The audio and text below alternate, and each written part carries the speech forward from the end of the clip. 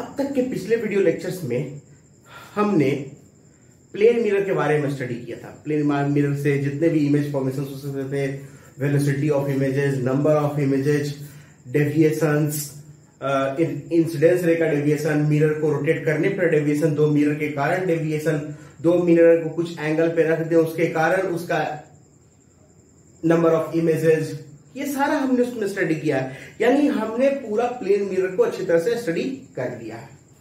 तो अब plane mirror के बाद क्या पढ़ना है? तो प्लेन मिरर के बाद जो हम लोग को पढ़ना है वो है हम लोग का स्फेरिकल मिरर के बारे में, यानी कर्व सरफेस के बारे में पढ़ना है। ठीक है, क्या पढ़ना है? कर्व सरफेस के बारे में पढ़ना है। यानी आज का जो हम लोग का टॉपिक होगा उसका जो हेडिंग होगा वो होगा कर्व्ड सरफेस। कैसे सरफेस? जो कर्व। ठीक है, कर्व सरफेस के बारे में हम लोग स्टडी करेंगे। तो कर्व सरफेस होता क्या है?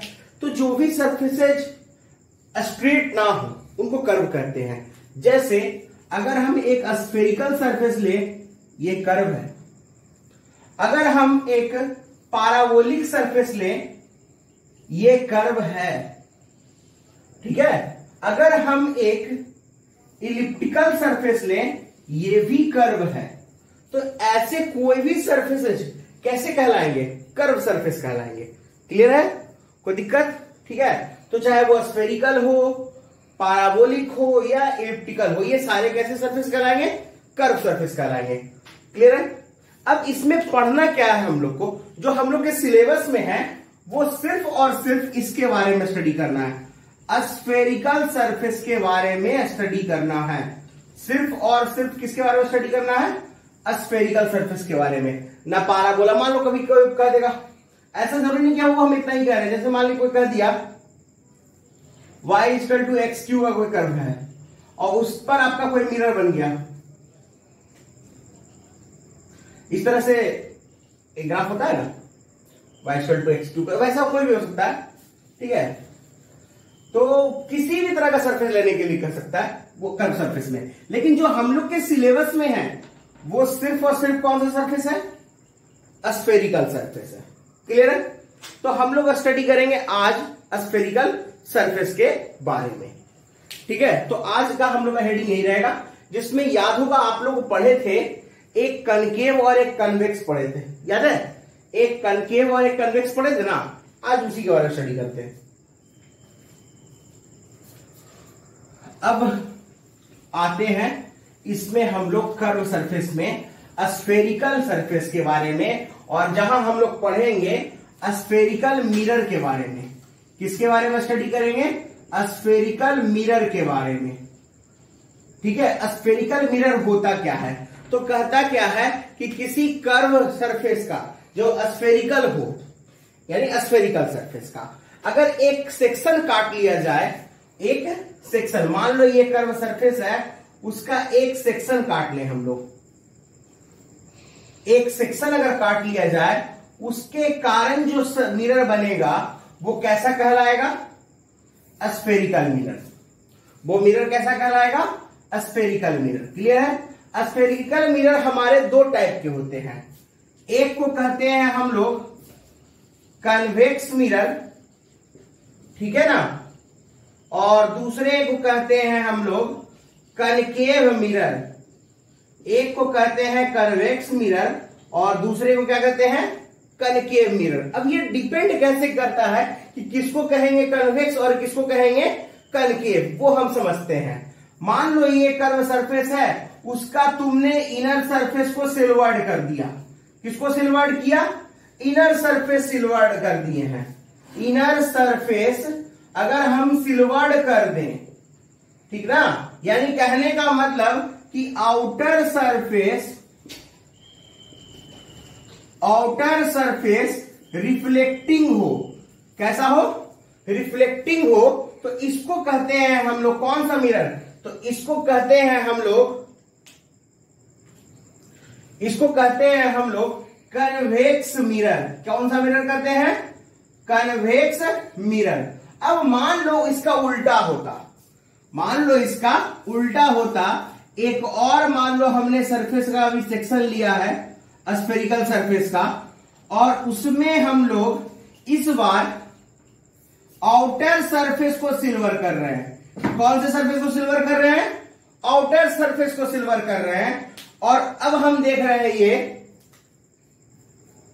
कि अगर आउटर सरफेस को सिल्वर करते तो क्या होता। तो इस केस में हम जो देख रहे हैं, इस केस में जो मिरर हमको मिलेगा वो कहलाएगा कनकेव मिरर। कौन सा मिरर कहलाएगा? Concave mirror. क्लियर है? इसका क्या होगा? इसका इनर सरफेस रिफ्लेक्टिंग होगा। कौन सा सरफेस रिफ्लेक्टिंग होगा? इनर सरफेस रिफ्लेक्टिंग होगा। ठीक है ना? और आउटर सरफेस क्या होगा? आउटर सरफेस सिल्वर्ड होगा। क्या होगा? आउटर सरफेस सिल्वर्ड होगा। क्लियर है? कोई दिक्कत? इसको पहले आप नोट करिए। ठीक है ना? तो ये तो नोट हो गया आप लोग का। अब इसको नोट तो हम लोग कर ही चुके हैं। अब इसमें समझेंगे इससे रिलेटेड टर्म हमारा, मतलब स्फेरिकल मिरर से रिलेटेड टर्म कौन कौन से थे। क्लास 10th में आप लोग पढ़े थे, याद है ना? अरे बच्चा सब क्लास 10th में पढ़ के आया है आप लोग, इसको याद है? कुछ फोकस था, एपर्चर था, पोल था, सेंटर ऑफ कर्वेचर था, रेडियस ऑफ कर्वेचर था, प्रिंसिपल एक्सिस था। ऐसे बहुत सारे टर्म थे, उनके बारे में हम अभी फिर से देखेंगे। ठीक है? तो हेडिंग डालते हैं टर्म्स रिलेटेड टू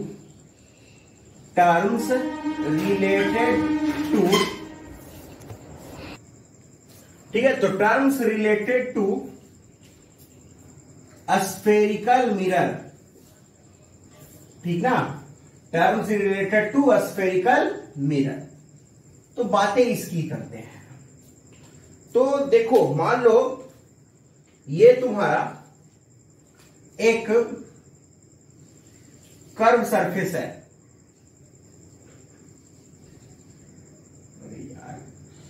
मान लो ये तुम्हारा एक कर्व सरफेस है। ठीक है? अभी तो देख रहे ही पता चल रहा हो कि कौन सा मिरर है ये? कनकेव मिरर है। कौन सा मिरर है ये? कनकेव मिरर है। और इसमें कुछ बता रहा है कौन कौन से टर्म होंगे। तो वो टर्म लगभग दोनों में सेम रहते हैं। पहला टर्म पोल, दूसरा टर्म सेंटर ऑफ कर्वेचर, तीसरा रेडियस ऑफ कर्वेचर। ठीक ना? फिर इसके बाद आता है आप लोग का प्रिंसिपल एक्सिस।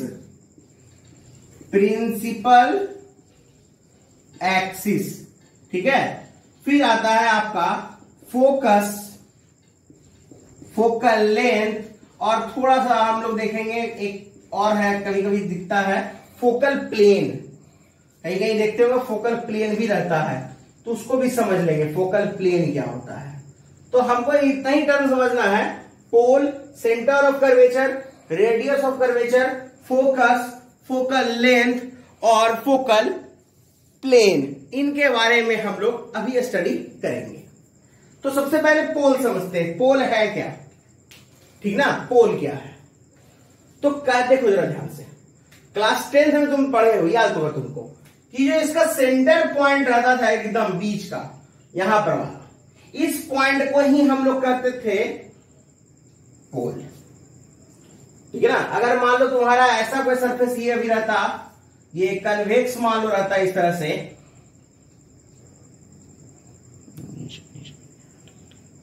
तो ये हो जाता तुम्हारा पोल।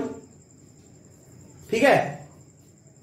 तो कहने का मतलब क्या है कि जो मिड का पॉइंट है इस पूरे का, इस पूरे स्फेरिकल सरफेस का, जहां पर मैक्सिमम तुम डिप्रेशन देख रहे हो, या मैक्सिमम क्या देख रहे हो? डिप्रेशन देख रहे हैं, सप्रेशन देख रहे हैं, जो भी, उसे ही हम लोग क्या कहेंगे?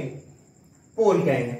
जहां मैक्सिमम डिप्रेशन या मैक्सिमम सप्रेशन दिख रहा है, उसे ही हम लोग क्या कहेंगे? पोल कहेंगे। क्लियर है? पोल का डिफिनेशन हो गया। पोल का डिफिनेशन हो गया। चलिए ठीक है, अब आता है सेंटर ऑफ कर्वेचर। तो सेंटर ऑफ कर्वेचर क्या है, तो कहता क्या है कि ये जिस स्फीयर का पार्ट है, देखो it is the centre of a sphere by which mirror is made up of कहता क्या है कि ये सेंटर है उस स्फीयर का जिसके द्वारा हमने क्या बनाया था, मिरर बनाया था। क्लियर है, जिसके द्वारा हम मिरर बनाए थे उसके सेंटर को ही हम लोग क्या कहते हैं, उसके सेंटर को हम लोग क्या कहते हैं, मिरर का सेंटर ऑफ कर्वेचर। यानी कहने का मतलब कि अगर इसको पूरा एक काम करते हैं, इसमें से कुछ कुछ चीजें मिटा देते हैं। ठीक है, ये तो लिख ही लोगे, तुम लोग नोट कर ही लिए होंगे, इसको मिटा देते हैं। जैसे कि तुम लोगों को क्लास 10 में ये सब याद है। और ये तीसरा याद रखना, रेडियस ऑफ कर्वेचर ही था।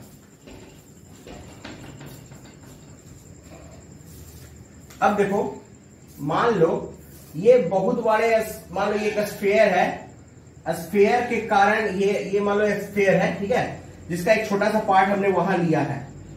ठीक है, इस स्फीयर का कुछ ना कुछ तो सेंटर रहा होगा, और उसी सेंटर को हम लोग क्या कहेंगे, सेंटर ऑफ कर्वेचर। किसका, इस मिरर का। इस मिरर का क्या कहेंगे, सेंटर ऑफ कर्वेचर। क्लियर है। अब इसके बाद क्या था, एक रेडियस ऑफ कर्वेचर। तो कहता क्या है कि distance between C and P, distance between centre of curvature and pole, या ऐसे भी कह सकते हैं कि जिस स्फीयर से ये बना है उसका जो रेडियस होगा उसे क्या कहेंगे, रेडियस ऑफ कर्वेचर। उसे क्या कहेंगे, रेडियस ऑफ कर्वेचर।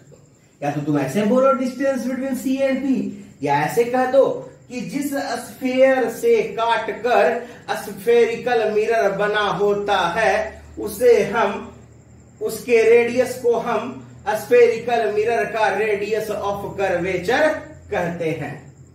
ये तो हो गया हमारा रेडियस ऑफ कर्वेचर। अब आता है ये प्रिंसिपल एक्सिस। अब आपका अपना जाना पहचाना प्रिंसिपल एक्सिस, जिसको आप क्लास 10th में भी पढ़े थे, आपको याद होगा। कहता क्या है, line joining between P and C, line joining between P and C. P और सी के बीच का जो लाइन ज्वाइनिंग है, line joining between P and C, P और सी को जो लाइन ज्वाइन करती है उसे हम लोग क्या कहते हैं, प्रिंसिपल एक्सिस। यानी यहां पर जो प्रिंसिपल एक्सिस होगा वो इस लाइन को कहेंगे। ये जो लाइन हम यहां देख रहे हैं पी और सी के बीच का, ये क्या है हमारा, प्रिंसिपल एक्सिस। समझ में आ रहा है, प्रिंसिपल एक्सिस। क्लियर है, ठीक है। अब बातें मेन करनी है फोकस की, ये थोड़ा सा जरूरी है फोकस को समझना।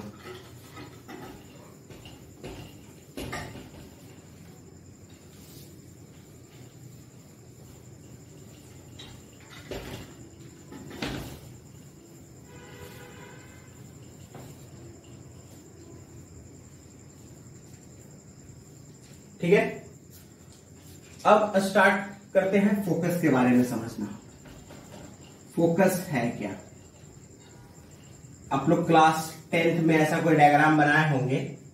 इस तरह से एक मिरर था, ये उसकी प्रिंसिपल एक्सिस थी, ये क्योंकि पोल, और ये सी, याद होगा एक लाइन यहां से पैरेलल लिए थे पी के, और जहां कट किया था, थोड़ा सा ये गलत हो गया हूं, मतलब एक्चुअली यहां से एक्यूरेट कट करेगा ना, मान लो ये ठीक है, ऑलमोस्ट ठीक लग रहा है कि इक्वल है, ऐसे इक्वल भी तो नहीं है।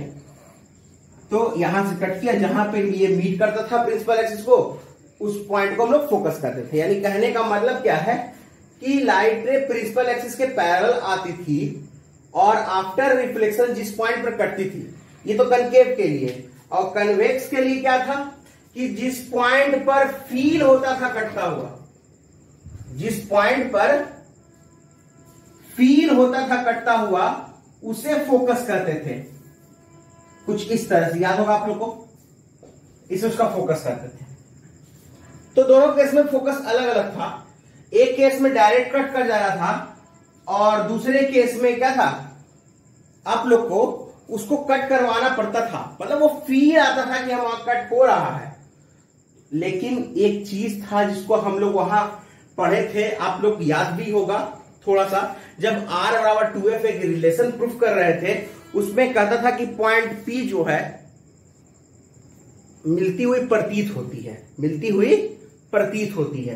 कहने का मतलब या तो पॉइंट मिल जाए या तो मिलता हुआ प्रतीत हो। लेकिन एक पॉइंट है जो हम लोग मतलब वहां पे देखे होंगे, जब अपर्चर बहुत छोटा हो, जब अपर्चर बहुत छोटा, ऐसा बार बार बोला जाता है था जब R और हम F को प्रूफ करते थे रिलेशन को। और याद होगा ऐसा कुछ था कि यहां पर एक पॉइंट हुआ करता था, कहता था कि अगर अपर्चर छोटा होगा तो ये पॉइंट इसके काफी नजदीक होगा, याद है ना। फिर ये रिलेशन, ये डिस्टेंस इसके इक्वल हो गया, फिर वो हम लोग प्रूफ कर दिए। कंडीशन क्या था वो समझो। कहने का मतलब कि ये रे बहुत नजदीक होना चाहिए इसके, इतना नजदीक कि ये पॉइंट और ये पॉइंट लगभग कोइंसाइड किया हुआ हो, ये है कंडीशन। समझ गए। फोकस में कहता क्या है कि लाइट रे प्रिंसिपल एक्सिस के पैरेलल तो आए लेकिन उसके काफी क्लोज हो, यानी पैराएक्सियल रेज हो। ठीक है, the paraxial rays very close to principal axis, very close to principal axis after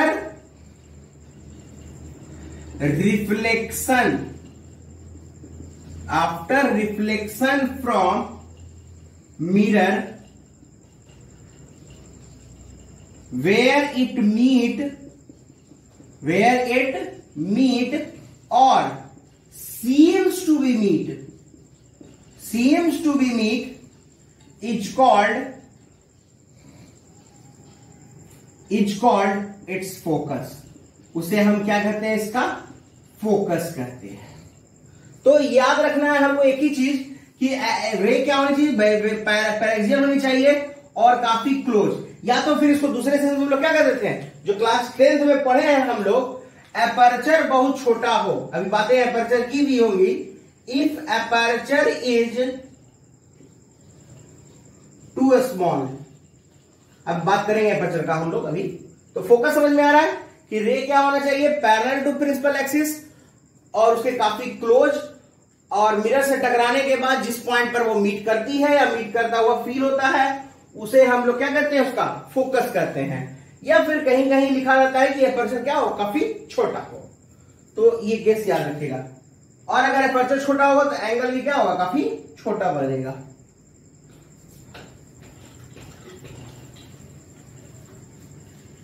aperture bird को नहीं मिटाते क्योंकि इसके बारे में बात भी करना है हम लोग को। अब आते हैं फोकल लेंथ पे। किस पे, फोकल लेंथ पे। तो फोकल लेंथ क्या हो गया, तो सिंपल देखो, ये मेरा फोकस है और ये मेरा पोल है। कहता है इन दोनों के बीच का जो डिस्टेंस है इसको फोकल लेंथ कहते हैं। क्या कहते हैं, इसको फोकल लेंथ कहते हैं। तो क्या हो गया, distance between P and F, P और F के बीच का डिस्टेंस क्या कहलाएगा, फोकल लेंथ कहलाएगा। ठीक है, डिनोट करते इसको छोटे f से। ये तो फोकल लेंथ की बात हुई। अभी हमको फोकल प्लेन भी समझना है, तब हम आएंगे अपर्चर पर।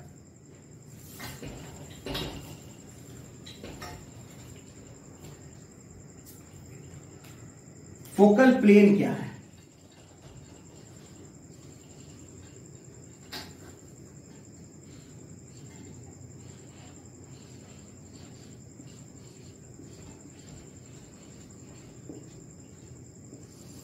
देखो फोकल प्लेन क्या है, कहता क्या है वो, मान लो एक ये है वो हमारा मिरर कनकेव, ठीक है। अगर इनफाइनाइट से कोई रे आएगा बहुत क्लोज इसके, तो ये सारे रे कहां मिलनी चाहिए, फोकस पे। तो फोकस पे, ये फोकस है, और ये फोकस पर तो नहीं मिल रही है ना, तो कहता क्या है कि फोकस पर रहने वाले किसी भी ये प्लेन पर मीट करेंगे, किसी भी किस पे मीट करेंगे, प्लेन पर मीट करेंगे, और उसी प्लेन को ही हम लोग क्या करते हैं, फोकल प्लेन करते हैं। यानी वो प्लेन जो प्रिंसिपल एक्सिस के नॉर्मल हो, वो प्लेन जो प्रिंसिपल एक्सिस के नॉर्मल हो और फोकस से पास कर रहा हो, उस प्लेन को क्या करते हैं, फोकल प्लेन करते हैं। याद रखिएगा कि प्रिंसिपल एक्सिस के नॉर्मल एक प्लेन लेना है, जो फोकस से पास कर रहा हो, उस प्लेन को ही हम लोग क्या करते हैं, फोकल प्लेन करते हैं। क्लियर है? ठीक है। अब इसके बाद आगे देखते हैं, फोकल प्लेन से थोड़ा सा आगे एपर्चर की बात करते हैं। ठीक है।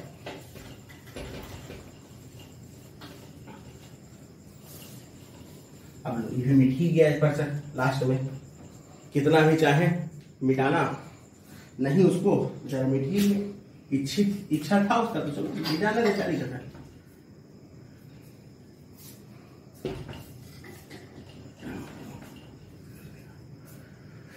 हाँ, तो बात कर रहे थे हम लोग इसके एपर्चर की।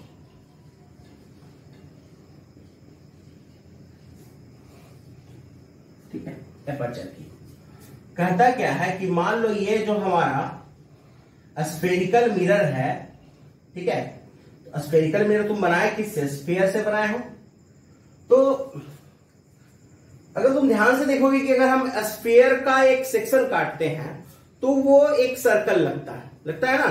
तो उस सर्कल का जो डायमीटर है, उस सर्कल का जो डायमीटर, कौन सा सर्कल का, जो तुमने स्फीयर का कट किया, उसका एक सेक्शन क्या लगेगा, सर्कल लगेगा। उसको हम लोग क्या कहते हैं, एपर्चर कहते हैं। डायमीटर क्यों किए कहे, क्योंकि डायमीटर ही हमारा मैक्सिमम डिस्टेंस है बिटवीन 2 पॉइंट्स का। डायमीटर कहने का सेंस इसलिए था कि इस पर का अगर कोई 2 पॉइंट तुम ले लोगे, उसके बीच का डिस्टेंस इस सर्कल का डायमीटर ही कहलाएगा। जैसे मान लो अगर एक सर्कल है, ठीक है, मान लो ये इस तरह से है, ये स्फेरिकल मिरर और इसका ये सर्कल बन रहा है इस तरह से। तो सर्कल का कोई भी अगर तुम 2 पॉइंट उठाते हो, वो उसके बीच का जो मैक्सिमम डिस्टेंस होगा वो सेंटर से क्रॉस करने वाला डायमीटर होगा, कि कोई भी दो मैक्सिमम डिस्टेंस लेंगे तो, ठीक है ना। तो एपर्चर है क्या बेसिकली, तो 2 पॉइंट लो, उठा लो, उसके बीच का जो मैक्सिमम डिस्टेंस होगा 2 पॉइंट का, उसको हम लोग क्या कहेंगे, एपर्चर कहते हैं। और जनरली केस में हमारा क्या रहता है, ये एपर्चर डिस्टेंस होता है और वो डायमीटर के इक्वल होता है जनरल केस में, जब हमारा स्फेरिकल रहेगा। अब मान लो अगर स्फेरिकल नहीं रहेगा तो थोड़ा सा दिक्कत हो सकता है।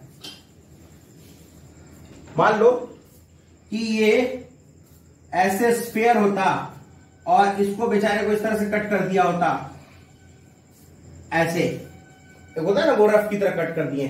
तो अब इसमें क्या देखते हैं कि कौन दो के बीच का जो मैक्सिमम डिस्टेंस है, मान लो इन दोनों के बीच का जो ये मैक्सिमम डिस्टेंस है, यही कहा जाता है यहां पे एपर्चर। तो एपर्चर क्या है, मैक्सिमम डिस्टेंस ही है, ठीक है, 2 पॉइंट के बीच का मैक्सिमम डिस्टेंस है। इस जो बाउंड्री हम देखते हैं, बाउंड्री पर के 2 पॉइंट का मैक्सिमम डिस्टेंस है। लेकिन जो हम स्फीयर को कट करते हैं जनरल, तो उसका एक जो ऊपर का सरफेस दिखता है हमको, वो सर्कुलर होता है, और सर्कुलर के लिए मैक्सिमम डिस्टेंस डायमीटर होता है, इसलिए हम डायमीटर की बात किए थे। नहीं तो बेसिकली आप कुछ भी देख सकते, यहां भी जो जनरल केस है वहां हम डिस्टेंस ही देखेंगे मैक्सिमम। तो बातें एपर्चर की हो गई, इसके सारे टर्म की हो गई। अब आपको याद होगा क्लास 10th में हम लोग इसका इमेज फॉर्मेशन देखते थे, याद है, इमेज फॉर्मेशन कनकेव के लिए अलग, कन्वेक्स के लिए अलग हम लोग देखते थे। तो अभी हम क्या देखेंगे, reflection of light ray to form image, ठीक है, reflection of light rays to form image from a spherical mirror spherical mirror.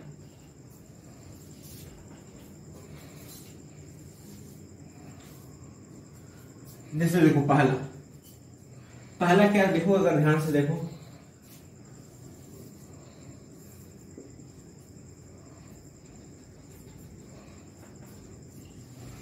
चलो एक में दो करके समझा सकते हैं, क्योंकि दो कलर का पेन है, समझ में आ जाएगा।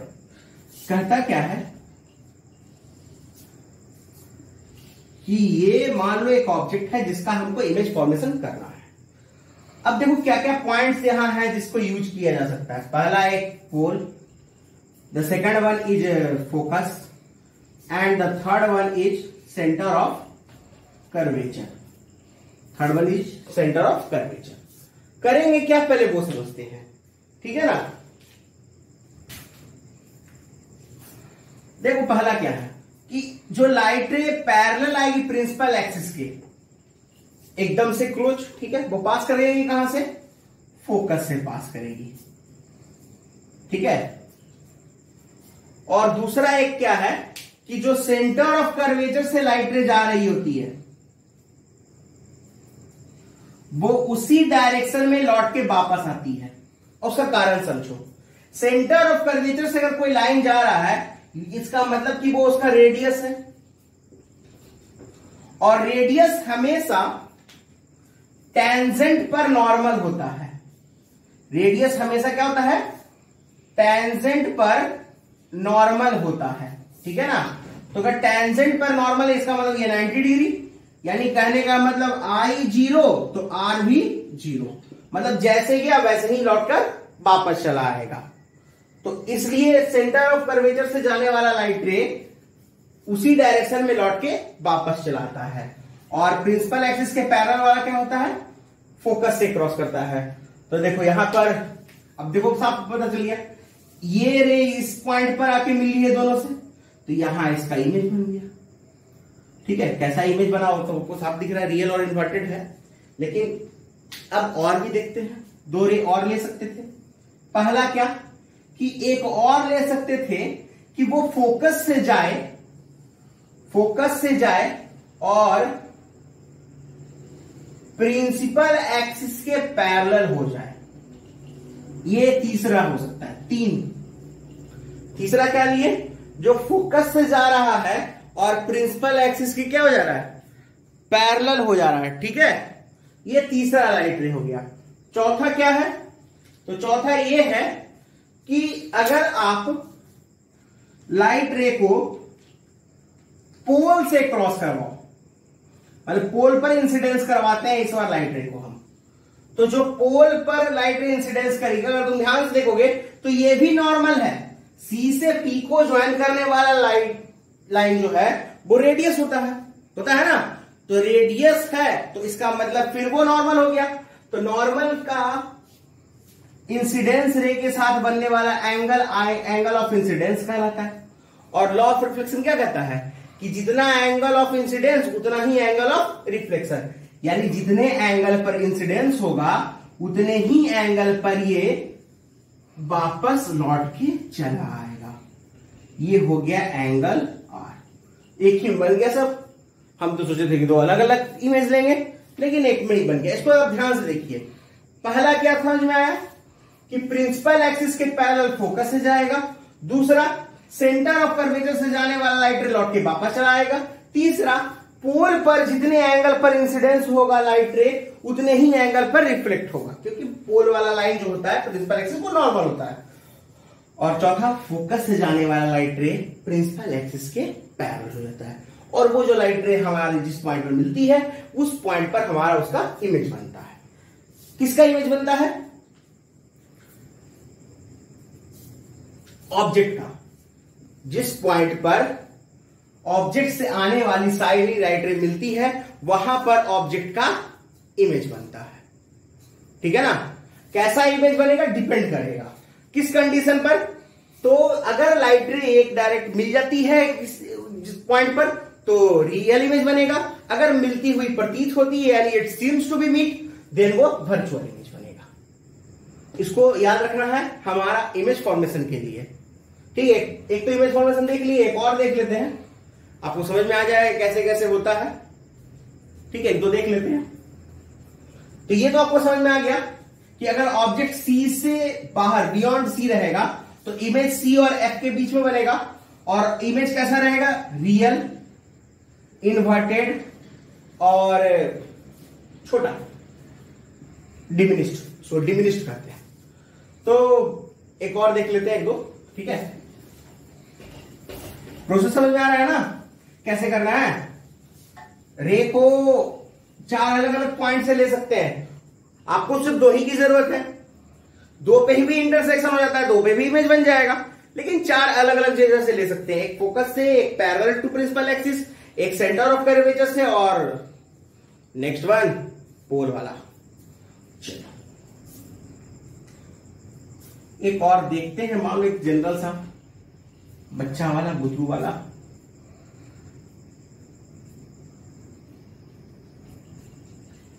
मान लो इस बार ऑब्जेक्ट को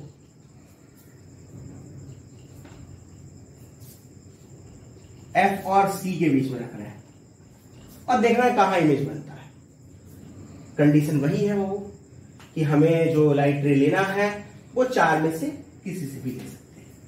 पहला एक तो पैरेलल ले लिया हमने, जो कि फोकस से क्रॉस करेगा। कहां से क्रॉस करेगा, फोकस से क्रॉस करेगा।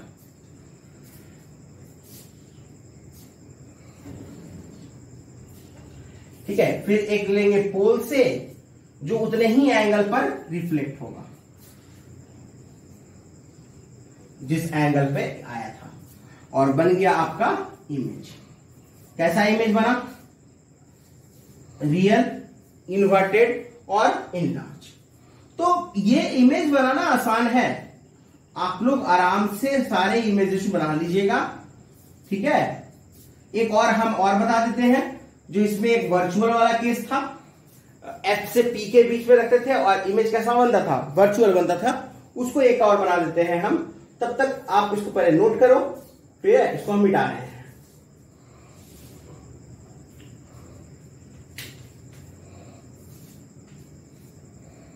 इसको नोट कर लीजिएगा, नोट तो कर ही चुके होंगे। ये कौन सा कंडीशन था, सी से एफ के बीच में था, इमेज बना था सी के पीछे, जो कि आपका रियल था, इन्वर्टेड था और इनलार्ज था। अब इसके आगे की बात करते हैं। एक और जो भी हम बोल रहे थे, एक बेसिक सा, जब ऑब्जेक्ट पी और एफ के बीच में होगा, अगर आप ध्यान से देखोगे तो एक और बता दिए थे आपको हम, इनफाइनाइट का फोकस पे जो बना था, फोकल प्लेन बना रहे थे, तो याद होगा आपको इनफाइनाइट से लाइट रे लिए थे, उसका इमेज फोकस पर बताया था कि बनेगा, तो वो एक और बन गया आपका। चलो इसका देखते हैं। तो ये है हमारा आपका जाना पहचाना सी। एक लाइट रे कहां से लेना है, एक लाइट रे लेना है इसके पैरेलल, जो कि फोकस से क्रॉस कर रही है।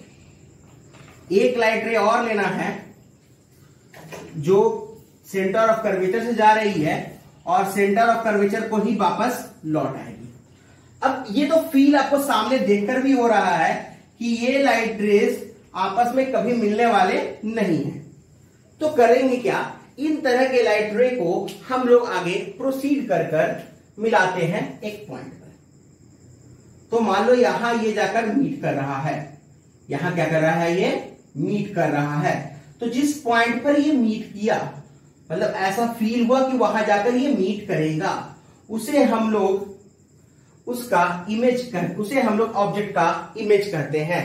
कहने का मतलब कि ये जो ए डैश, मान लो इसका नाम हमने ए बी दे दिया, और ये जो ए डैश बी डैश आया है वो ए बी का इमेज है, जो कि आपका वर्चुअल, इरेक्ट और इनलार्ज्ड है। वर्चुअल भी है, इरेक्ट भी है और इनलार्ज्ड भी है। तो कनकेव का लगभग 3-4 केस हमने देख लिया। एक केस और देखेंगे हम लोग कन्वेक्स का। अब तुम लोग के मन में एक सवाल चल रहा होगा कि सर ये कनकेव है या कन्वेक्स समझ में कहाँ आ रहा है, और भाई कभी कभी हो जाता है, इसको मान लो कनकेव है, इसको हम सिल्वर कर दिए। अब इसमें सवाल मत खड़ा कर देना। चलो, तो बातें एक कन्वेक्स वाली भी हो जानी चाहिए। कनकेव की बात हो गई तो कन्वेक्स का रंग करेंगे तो बेचारा बुरा मान जाएगा, कहीं धरना होने पे बैठ गया तो दिक्कत हो जाएगा।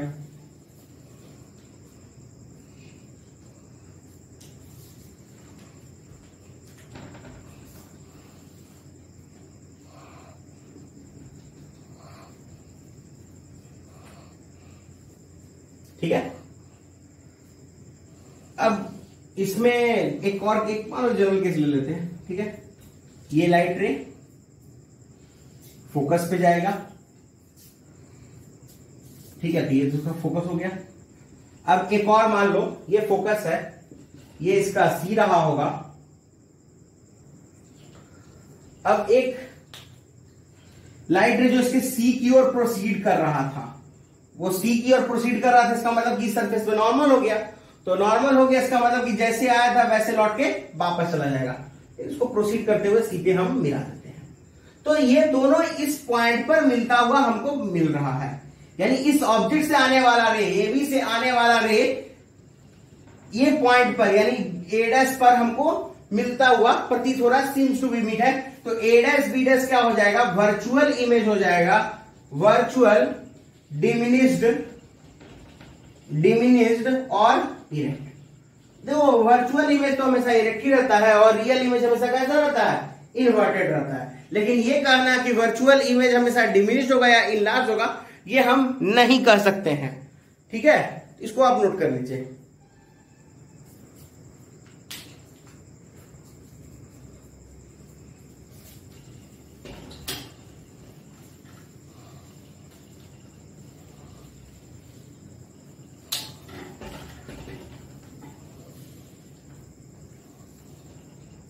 कोई दिक्कत, आराम से पढ़िए, बहुत अच्छे से पढ़ते रहिए। ऐसे भी आप लोग के पास डेटा पूरा रहता है पढ़ने का, और वो डेटा करिएगा क्या, यूट्यूब पे पढ़ने के लिए तो है।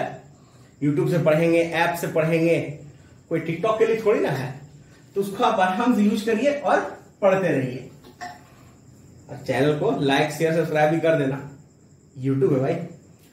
देखो अब इसमें हम लोग यहां तक तो देख लिए थे, ये रे ऑप्टिक्स का इतना पार्ट तो हम लोग देख लिया जिसमें इमेज बन रहा था हमारा। अब हम लोग देखेंगे साइन कन्वेंशन।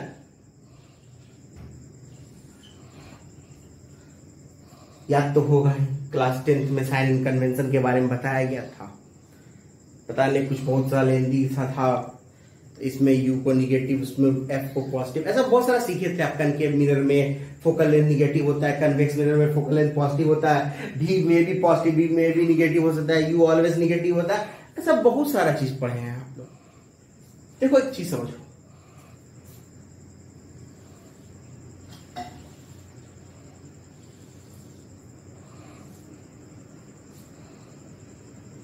मिरर दो बनाने का एक ही ऐसे तरीका एक हो सकता है, या तो एक ऐसे तरीका हो सकता है मिरर बनाने का। अगर तुम ध्यान से देखोगे तो दोनों तुम्हारा कन्वेक्स मिरर ही है, ये भी कन्वेक्स मिरर है और ये भी कन्वेक्स मिरर है। ठीक है, तो साइन कन्वेंशन क्या लिया जाए, तो कहता है कि जिधर से लाइट रे आ रही होती है, मतलब जो रिफ्लेक्टिंग सरफेस है, सिंपल इतना समझो, जो रिफ्लेक्टिंग सरफेस है वो हमेशा उसका साइड निगेटिव रहेगा और सिल्वर सरफेस पॉजिटिव। वैसे ही इधर निगेटिव और इधर पॉजिटिव रहेगा, यानी जिधर से लाइट रे आ रही है वो हमेशा निगेटिव, और जिधर लाइट रे नहीं, मतलब जिधर नहीं आ रही है, और क्या जिधर नहीं आ रही है उधर पॉजिटिव हो जाएगा।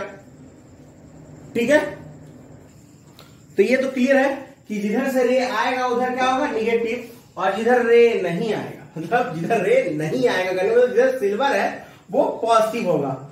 और उसी तरह से बाबू आप लोग का ये अपवर्ड हो गया पॉजिटिव, और ये डाउनवर्ड वाला क्या हो जाएगा आपका नेगेटिव। दोनों केस में जैसे आपका अपवर्ड हो जाएगा पॉजिटिव और डाउनवर्ड हो जाएगा नेगेटिव। और इसको तुम मान लेना पॉजिटिव, ये क्या रहेगा आप लोग का ऑरिजिन 0 0, जिसको हम लोग जहां से हम लोग काउंट करना शुरू करते हैं, मेजर करना शुरू करते हैं, ये ऑरिजिन है।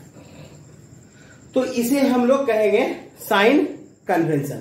ये क्या रहेगा आपका साइन कन्वेंशन, ठीक है। तो ये हो गया आप लोग का नोट। अब हम लोग आते हैं इसके थोड़ा सा और आगे चलते हैं। याद होगा क्लास 10th में हम लोग पढ़े थे relation between R and F, relation between R and F, याद होगा आपको कुछ हल्का फुल्का।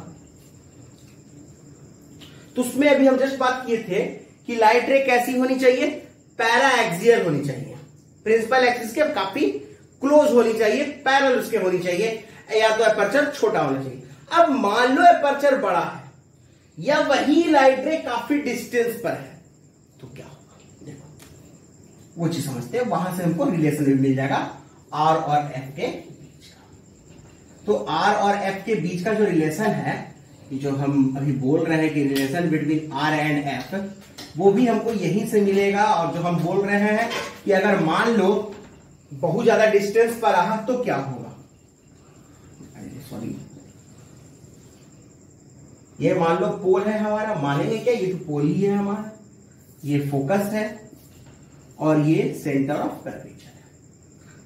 अब लाइट रे आ रहा है, ये अभी मान के नहीं चलते हैं कि फोकस पे ही कट किया है, एक आर्बिट्री पॉइंट मान लेते हैं कि किसी पॉइंट पर इसने कट किया है इसको, ठीक है। फोकस होने का क्या कंडीशन था, तो फोकस होने का ये कंडीशन था, इसको फोकस होना है तो ये काफी क्लोज होना चाहिए इसको, यानी ये पॉइंट है इसके काफी क्लोज होना चाहिए। चलो ठीक है, याद होगा इस तरह से एक हम नॉर्मल हम लोग डालते थे और बोलते थे कि angle of incidence is always equal to the angle of reflection, और ये एंगल इक्वल हो जाता था आपका अल्टरनेट एंगल से।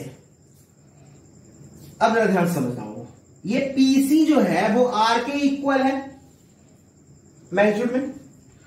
क्या ये जो सी से ए के बीच का डिस्टेंस है ये भी आर है, सोचो जरा ध्यान से, है आर।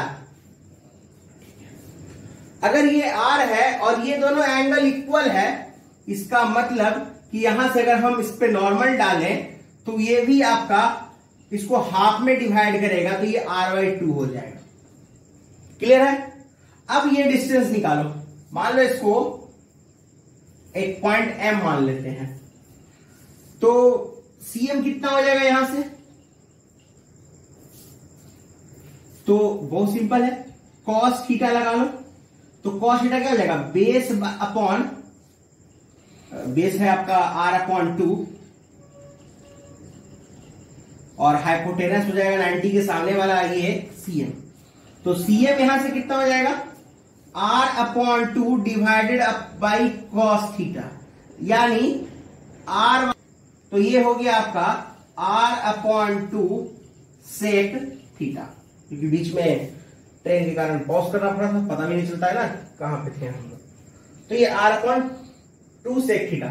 अब जरा सोचो कि ये पूरा तो r है और ये r/2 सेक थीटा हो गया है, इसका मतलब pm कितना है, r से इसको निकाल लो। तो pm हमारा हो गया r minus r/2 sec theta, समझ रहे ना आपको। तो pm का वैल्यू कितना हो गया, r minus r/2 sec theta. अब जरा सोचो कि अगर ये ए पी के काफी नजदीक होता, इफ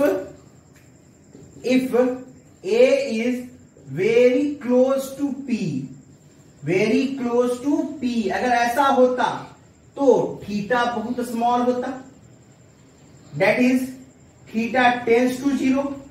लिमिट पढ़े हैं आप लोग, अगर थीटा टेंस टू 0 होता है तो cos थीटा टेंस टू क्या होता है 1, तो सेक थीटा भी क्या हो जाएगा, नियर अबाउट 1। तो अगर ये नियर अबाउट 1 होगा तो pm कितना हो जाएगा, इस हिसाब से pm कितना हो जाएगा, r minus r/2 that is r/2। तो ये ए क्लोज होता है p के, लेकिन कब, जब हम लोग बात करते हैं कि वो रे पैराक्सियल हो और वो फोकस से कट कर रहा हो। इसका मतलब कि इन दिस केस पीएम जो है वो फोकल लेंथ की इक्वल है, यानी एफ बराबर आर अपॉन 2 है, या कह सकते हैं कि आर इक्वल्स 2f है। आर किसके इक्वल है? 2f के इक्वल है। इस तरह से आपका ये प्रूफ होता है। इस रिलेशन को पहले नोट करिए और ये याद रखिएगा हमेशा कि जनरल पॉइंट में आपका पीएम जो डिस्टेंस है वो r minus R upon 2 sec theta होता है। इसको जल्दी से नोट करिए।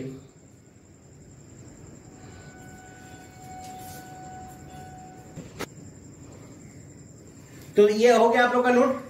अब यहां पे एक चीज और देख सकते हैं कि अगर हम ये सेक थीटा का वैल्यू चेंज करें तो पीएम का वैल्यू चेंज हो सकता है। यानी पीएम एक यहां पर जो क्वांटिटी दिख रहा है हमको वो वेरिएबल है। ये डिपेंड कर रहा है किस पर? थीटा पर। किस पर डिपेंड कर रहा है? थीटा पर। और जिस पॉइंट पर थीटा का वैल्यू अलग होते चला जाएगा पीएम का वैल्यू अलग होते चला जाएगा। पक्का? ठीक है।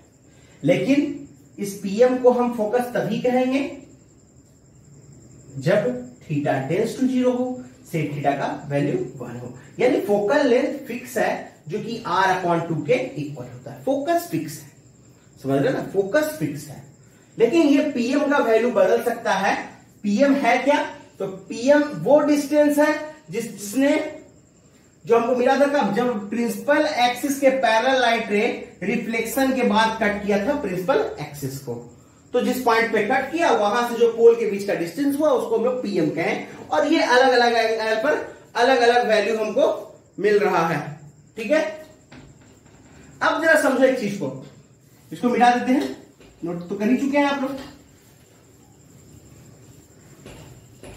अभी इमेज बना रहे थे हम लोग तो हम एक चीज फील किए थे कि जो सारी लाइट रे हम लोग ले रहे थे प्रिंसिपल एक्सिस के पैरेलल वो हमेशा कट कर रहा था किधर से? फोकस से। ठीक है। लेकिन यहां क्या है कि जैसे जैसे एंगल चेंज करेगा वैसे वैसे डिस्टेंस चेंज करेगा। मान लो यहां पर का लाइट रे इस पॉइंट को कट कर रहा है, मान लो यहां का लाइट रे थोड़ा सा और इधर कट कर रहा है, मान लो इसका लाइट रे इसको थोड़ा और कट कर रहा है, मान लो ये लाइट रे इसको और कट कर रहा है, या फिर इसको ये और कट कर रहा है। इस तरह से मान लो कुछ भी, तो बहुत सारे इंटरसेक्शन पॉइंट मिल रहे हैं हमको अलग अलग। क्या इमेज यहां पर क्वालिटी अच्छा होगा? नहीं होगा, क्योंकि इमेज यहां जो बनेगा वो अलग अलग बन रहा है। मतलब एक उसको आप ब्लर कर सकते हो। सिंपल सेंस में अगर इसको कहें तो यहां पर इस केस में हमको ब्लर्ड इमेज मिलेगा, ब्लर किया हुआ इमेज। ठीक है। और ये क्यों हो रहा है? क्योंकि ये मेरा स्फीयर की तरह है। सरफेस कैसा है? स्फीयर है। इसके कारण ये इमेज कैसा मिल रहा है हम लोग को? ब्लर। इसी को कहते हैं हम लोग स्फेरिकल एबेरेशन। क्या कहते हैं? Spherical aberration. ठीक है। अगर इस स्फीयर को थोड़ा थोड़ा ऐसा टिल्ट कर दिया जाए हर जगह से कि सारे लाइट रे फोकस पर ही आ जाए तो इस स्फेरिकल एबेरेशन को हटाया जा सकता है। यानी स्फेरिकल एबेरेशन कब हट सकता है? जब इसको कुछ सुधार कर दिया जाए इतना कि सारा लाइट रे हर हाल में कहां आए? फोकस पे आए। लेकिन स्फीयर में ऐसा पॉसिबल नहीं है। तो किया क्या जाता है? इसको थोड़ा सा पाराबोलिक बनाया जाता है। कैसा बनाया जाता है? पाराबोलिक बनाया जाता है। पाराबोला के फॉर्म में बनाया जाता है ताकि सारे लाइट रे उसके फोकस से जाए। पता है पाराबोला में फोकस होता है, पढ़े हैं आप लोग। उसके फोकस से क्रॉस करें। तो ये स्फीयर में पॉसिबल नहीं है। तो जो हम लोग देखते हैं स्फेरिकल मिरर भी वो लिटिल बिट पाराबोलिक ही होता है। वो लिटिल बिट क्या होता है? पाराबोलिक होता है। वो स्फेरिकल पूरी तरह से नहीं होता है। क्योंकि अगर स्फेरिकल रहेगा तो ये आप देख रहे हैं अलग अलग डिस्टेंसेस पे हमको अलग अलग जो मिल रहे हैं कट मिल रहे हैं प्रिंसिपल एक्सिस के, वो उस इमेज को ब्लर कर देंगे। और ये पूरा केस क्या कहलाता है? आपका स्फेरिकल एबेरेशन। ठीक है। तो आज हम लोग जो इसकी बात किए हैं, आज इसी पर हम लोग अपना क्लास आज यहां पर खत्म करते हैं आज का।